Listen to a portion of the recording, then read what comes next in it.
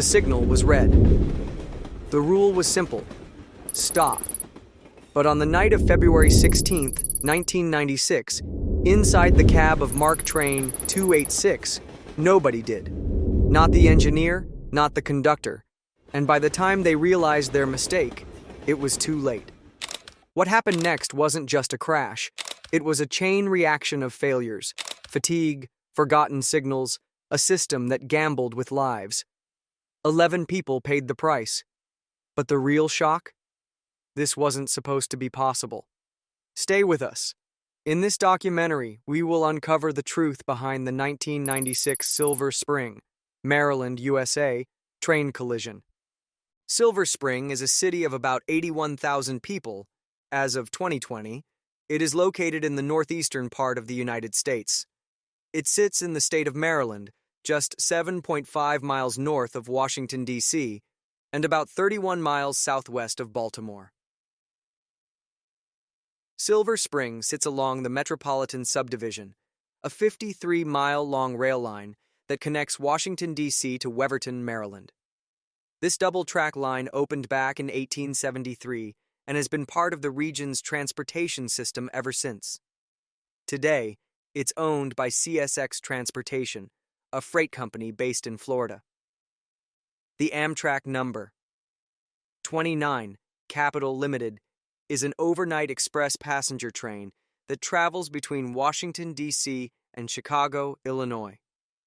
On the day of the accident, the train consisted of 2 locomotives, 7 baggage cars, 2 passenger cars, a dining car, and 4 more passenger cars at the back.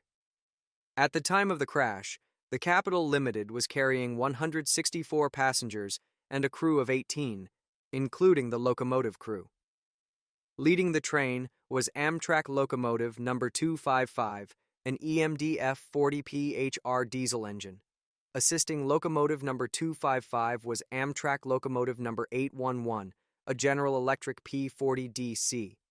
The second train involved in the crash was MARC, Maryland Area Rail Commuter, number 286, a commuter train traveling from Brunswick to Washington, D.C.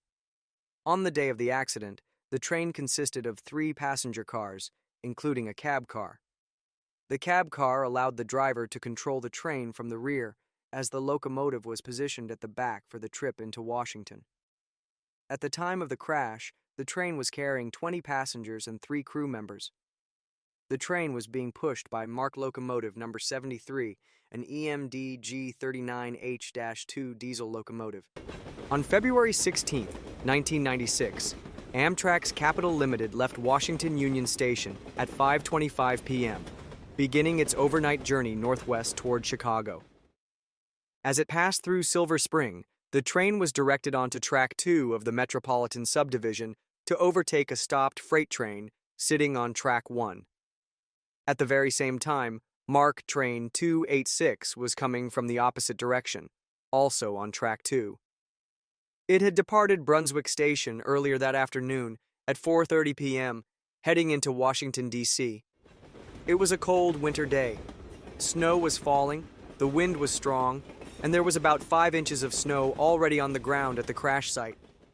By 5:30 p.m., both trains were approaching Georgetown Junction, a critical point on the line where trains can switch between the 2 tracks. Just before the junction, MARC 286 made a scheduled stop at Kensington Station at around 5:35 p.m.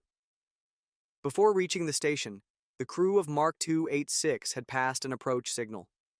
That signal warned them that the next signal ahead would be red, and that the train needed to slow down to 30 miles per hour through the upcoming section. Kensington Station is known as a flag stop, which means trains only stop there if someone is waiting to board.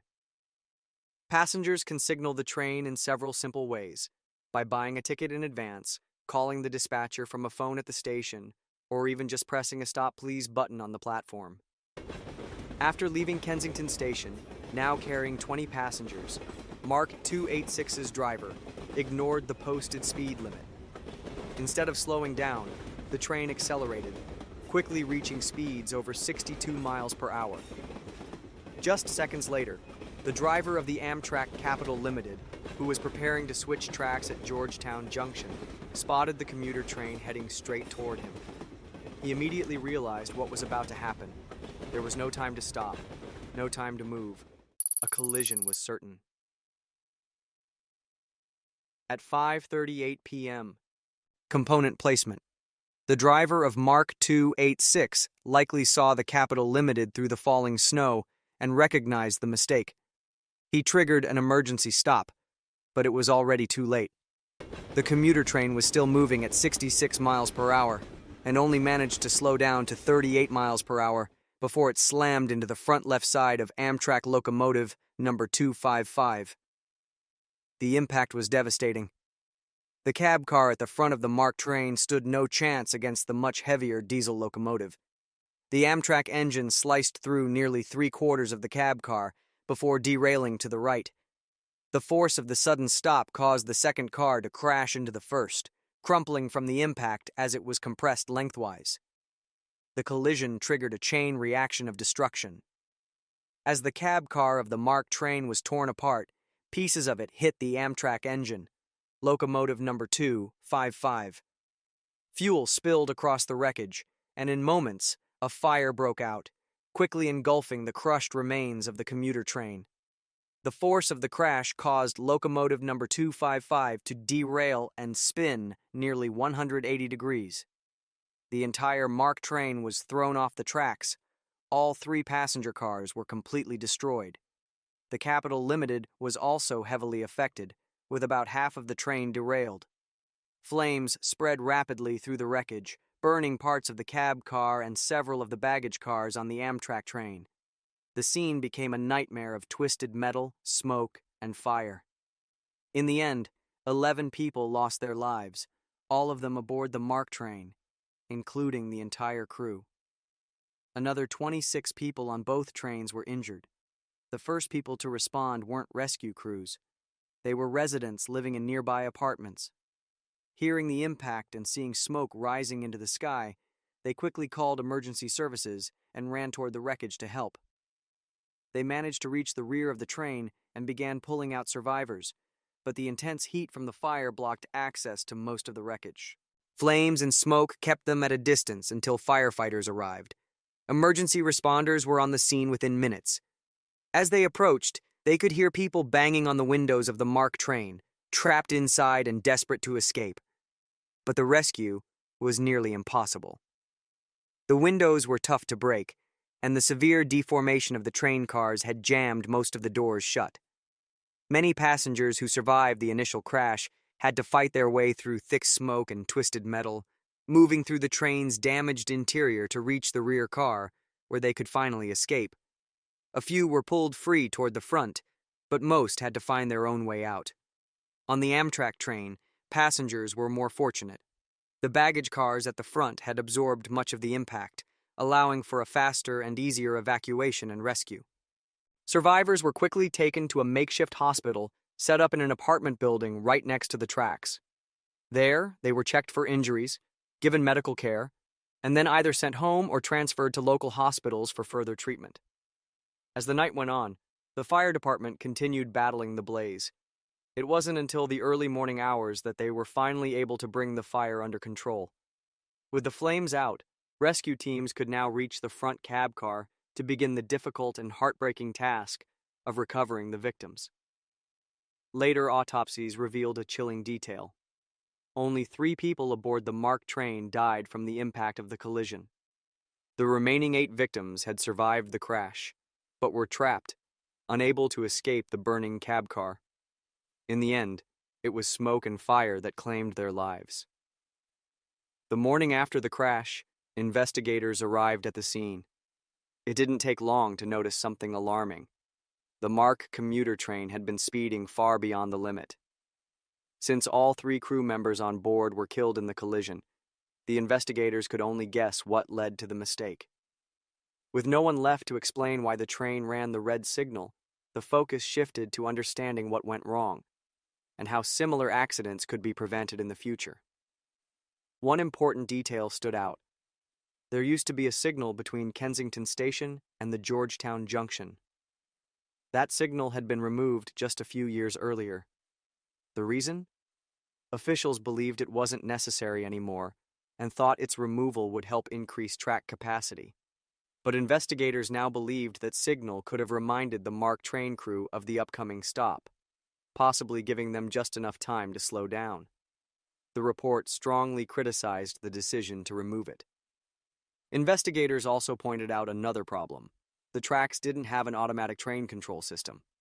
Such a system could have detected the train's high speed and automatically slowed it down, even if the driver made a mistake. But the track owner, CSX, had chosen not to install one on this line. That choice proved deadly. A major part of the investigation focused on the crash itself and the terrifying aftermath for those trapped inside the train cars. The first survivors were stuck in the wreckage, unable to escape the thick smoke in time, which led to many of them tragically losing their lives. The investigators discovered something important about the construction of the two Amtrak locomotives involved in the crash. Amtrak number 255 had its fuel tanks mounted outside the frame, positioned between the train's wheels. On the other hand, Amtrak number 811 had its fuel tanks safely mounted inside the frame, offering much better protection in the event of a crash. While the report didn't directly say it, it can be inferred that if the locomotives had been in the opposite order, the fire might not have started. The wreckage of the commuter train's cab car wouldn't have made direct contact with number 811's fuel tanks, possibly preventing the deadly blaze that followed. The report highlighted a crucial issue that became evident after the crash. Responders were unable to open the MARC train's doors, and passengers had difficulty breaking most of the windows. Inside the train cars, it was nearly impossible to navigate, especially as smoke quickly filled the space, plunging everything into darkness. The National Transportation Safety Board, NTSB, which conducted the investigation, concluded that emergency evacuation standards at the time were severely inadequate and outdated. They issued 36 recommendations to improve safety, with some of the most important being: quick release mechanism for exterior doors, removable windows, 3, marked emergency exits. After the tragic accident, the engineer and conductor of the Capital Limited filed lawsuits against Amtrak, CSX, the company that owned the rail line and employed the staff for the commuter train, and the state of Maryland. The total sum demanded in the lawsuits was over $100 million, accusing the defendants of gross negligence. Their claims centered on the removal of the signal between Kensington Station and Georgetown Junction, as well as the actions of the MARC 286 driver. Both the engineer and the conductor stated that the accident, which they believed could have been prevented, left them with injuries that prevented them from ever returning to their previous jobs. However, the outcome of the lawsuit was never publicly disclosed. As we reflect on the events of that fateful evening, the lives lost, and the lives forever changed, it's clear that this tragedy was not just a random accident.